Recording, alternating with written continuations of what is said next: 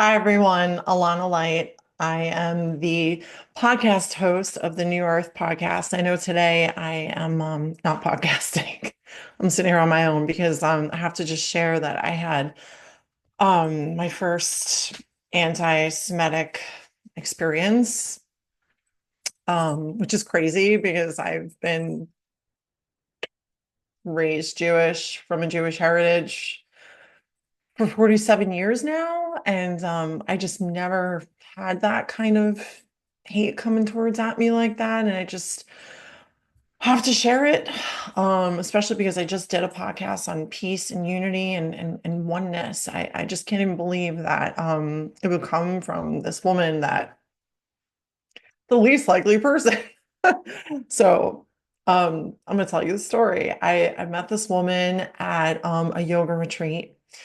And it was not just some kind of like frou-frou yoga retreat that, you're just doing a little bit of yoga and then have like a fancy lunch. No, this is like a legit yoga ashram that is like at a Hindu temple, and you are, doing yoga and chanting and meditation for 3 hours in the morning and 3 hours in the afternoon. And the swamis are teaching it, and they're doing talks and things. And she had told me she had gone to many of these. They have them globally. She's visited many of them. She's even done the teacher trainings on them to become a yoga teacher. That they want to give her like a spiritual name, and she could be one of them. And she didn't want to accept that. And so like you think like that person's going to be pretty like evolved, like super transcendent, has like figured some stuff out in life. And she was really fascinating to me. Probably like mid 50s, so not too much older than me, and had made it to a really super high level in her career in finance, and decided it wasn't for her anymore, and really wanted to cultivate that which she knew was always inside of her, and really honor that, which was being an artist, painting specifically. And I love that about her. So I thought she was a really beautiful person. So we kept in touch, which I don't usually do with people that I randomly meet at, ashrams and things. But, sometimes it happens. You really connect with someone.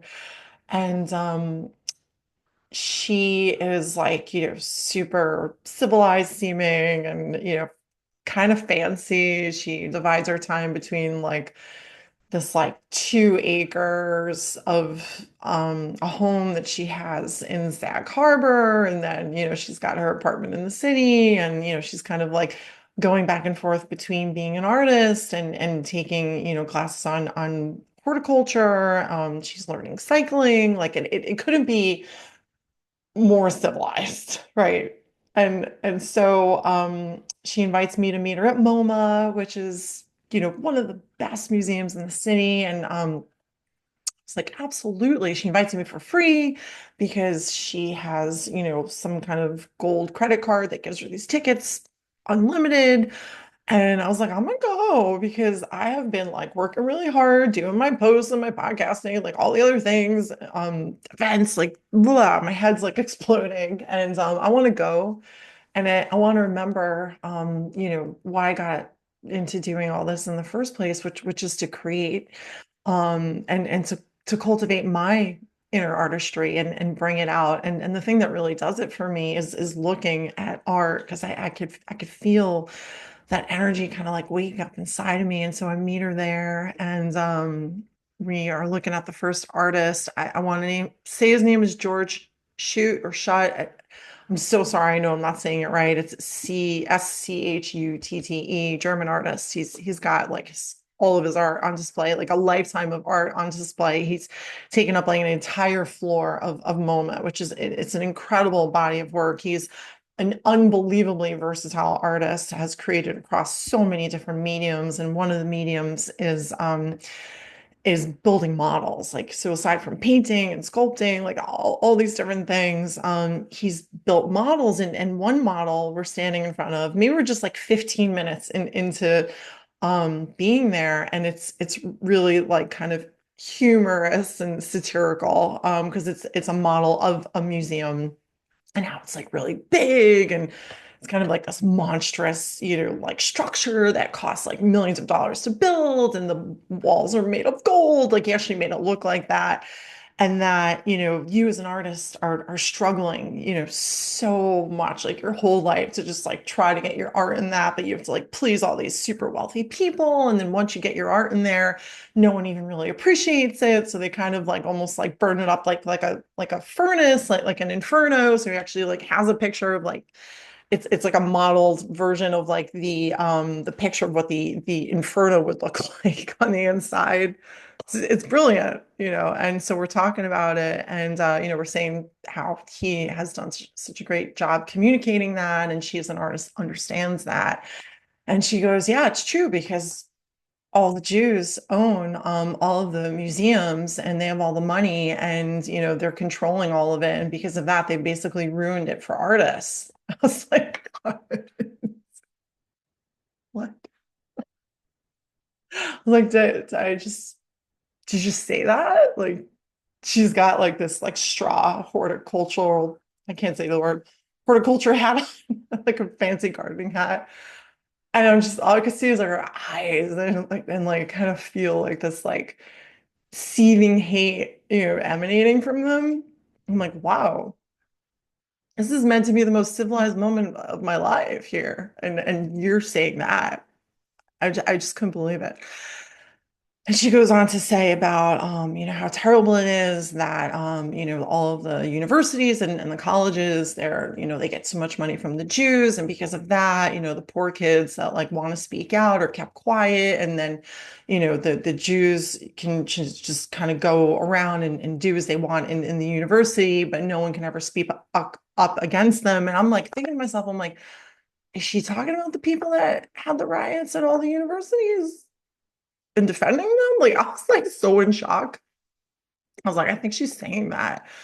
Um, and she has an accent. So I was like, maybe I don't like understand her, maybe her hat is taking away the sound of her voice, and it sounds like she's being anti-Semitic. And then she goes on to say, yeah, the Jews killed so many people before the Holocaust, and like no one ever talks about that. And I was like, wait, what? Like, I don't even know. I don't even know what you're talking about. Like, I'm sorry. I don't even know what you're talking about. And I'm standing here and I'm like, wow, this is like supposed to be my day of like getting back into art and like treat myself to like a day of the city and chilling out and not doing work. And I'm like, God, I just schlepped like 2 hours just to get here. And I'm like, I do still want to see the art. And at the same time, like, I think I'm shocked and I don't know what to say and where to go with this. And kind of like want to process it maybe. And so I didn't say anything right away. I said something about, because I just done a podcast on Unity about how, like there's good on both sides. And there's an unfortunately negative on both sides as well. And I think it's important that, we remember that we're all human, and that we're all born human, and that we were all just kind of like programmed as children to have certain beliefs, and because of that, that's why we're showing up the way that we show up in the world today, and the fact that we're all coming from the same place, and we're all going back to the same place. And so I said that piece. um I don't know if it landed on her, and then we looked at art. We looked at art for probably another hour or so, and then I sat down and had some super civilized tea and chocolate cake at the cafe with her there, with like these really beautiful views of the city. It was so lovely.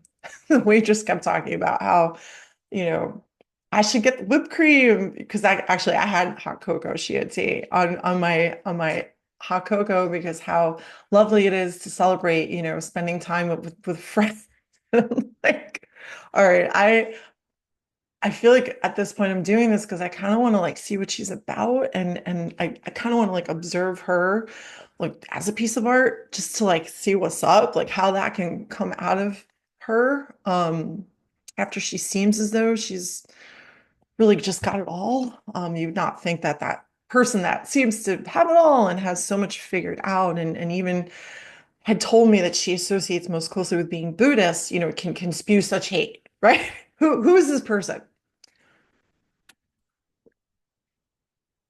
So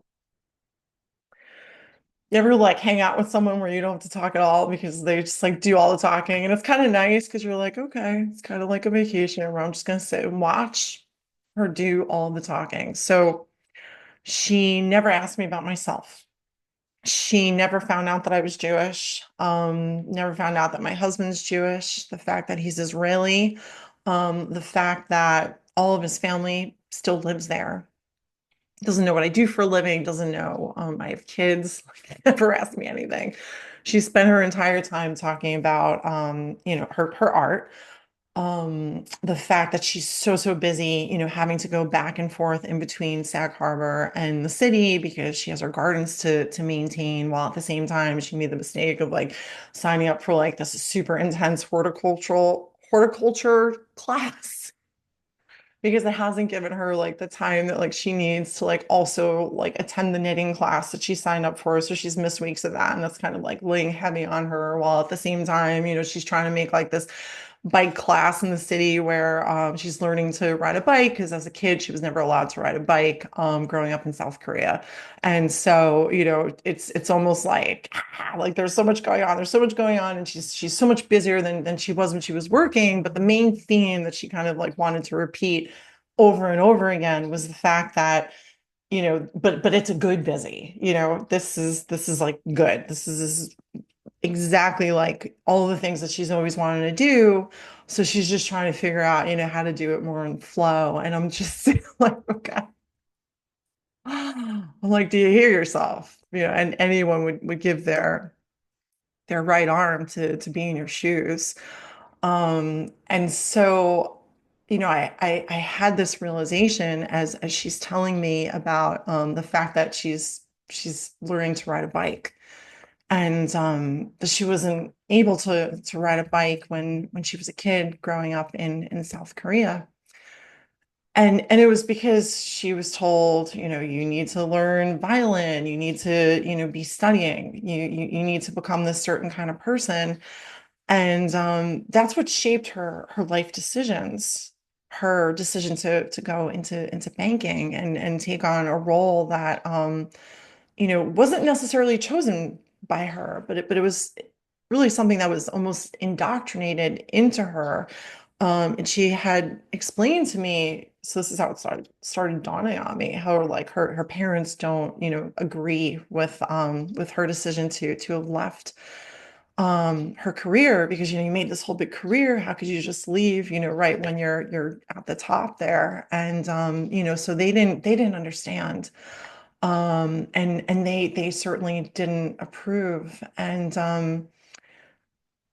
I realized that the person sitting across from me was just a little girl.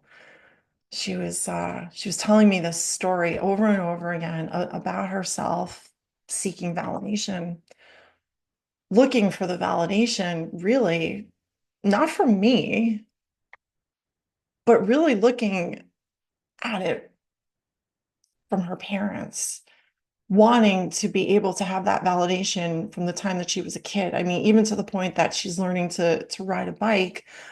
And the most ironic part is that she was so kind of heads down in looking for this kind of validation that she couldn't connect with me and ask me about me. So I couldn't really connect back with her. And I couldn't give her the kind of energy that she was looking to receive. And she had told me that she had a lot of hip pain. And the doctors had said you've got to take these kind of shots, and these shots are going to get rid of all the inflammation. And I'm like, how is it that you were like associated with like Buddhism and have gone to all these different ashrams and even, become like yoga certified, and like you don't know that like that's a root chakra issue. Like what you're feeling right now, the pain that you're feeling is emanating from the base of your body, which is the first chakra, which is the chakra that represents your safety in this world, how you feel as as your inner child is looking for that validation, that means that your inner child still hasn't received that feeling of love, and hasn't received that feeling of safety, and hasn't received that feeling of validation that never came from your parents. And in actuality, that validation can really only ever come from you, from yourself. And I'm just sitting there, I'm like, how do you not know about the chakras? And you're, going around, getting these injections and shots instead, and kind of like covering up all of that your inner child is just trying to communicate to you. And you're doing this with all of these different activities. You're running yourself ragged just trying to prove that your inner child should kind of have a seat at the table. And so we left it there. We parted ways. I don't know, maybe I'm making this up, that we parted ways then because maybe she saw my last name on the bill. Um, or maybe we just parted ways because the energy was off. But I still continued in the museum, and so did she. She went to one floor, I went to another floor, and then we said our goodbyes. We met downstairs and said goodbye. And then it started to like really hit me on the train ride home of what had happened.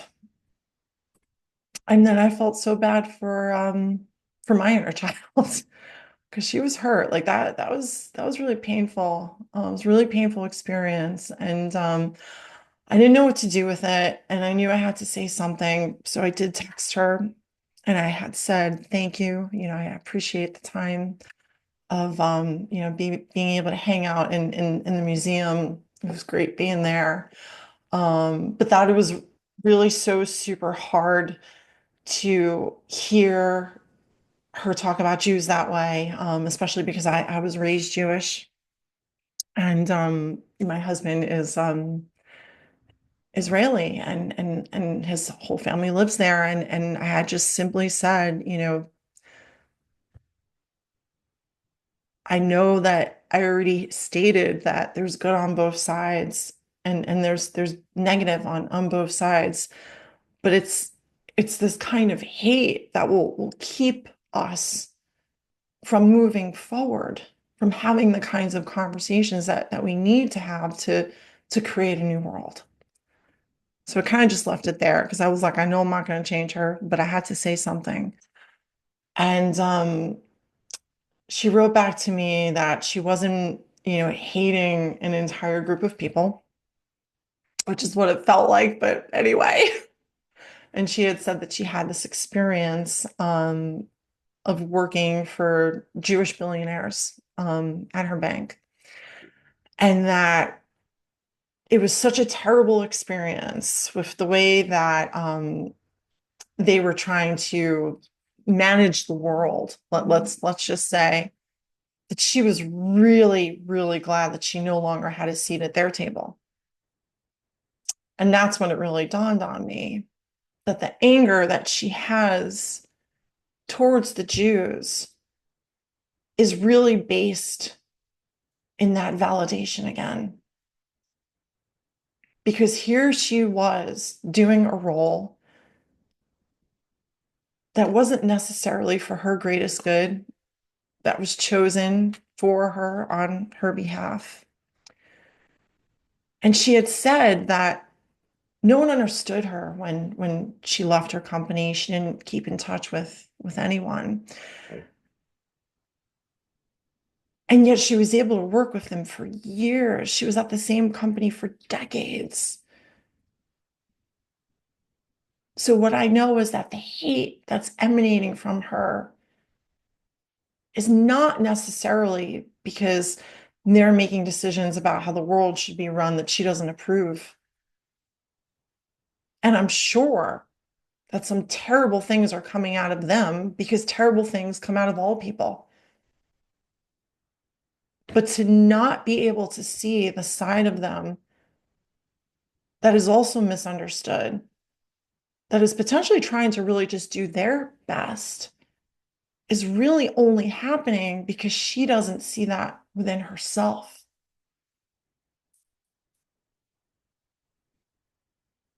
And when you can't see that within yourself, when you can't stand up on behalf of your own inner child and know that as you are enough, and that you don't need other people to look at you and say, yes, you're doing all the right things. Because when you tell that to yourself, that comes out of your heart center, that you are the right thing. And then you can look at another person and you can see that the reason why they are making the decisions that they are making is because they don't have that part inside of them that allows them to know that there's a version of them that's already loved and accepted by themselves, and that they have a skewed view of this world, and that they're making decisions also based on trying to get some kind of validation by pulling other people down.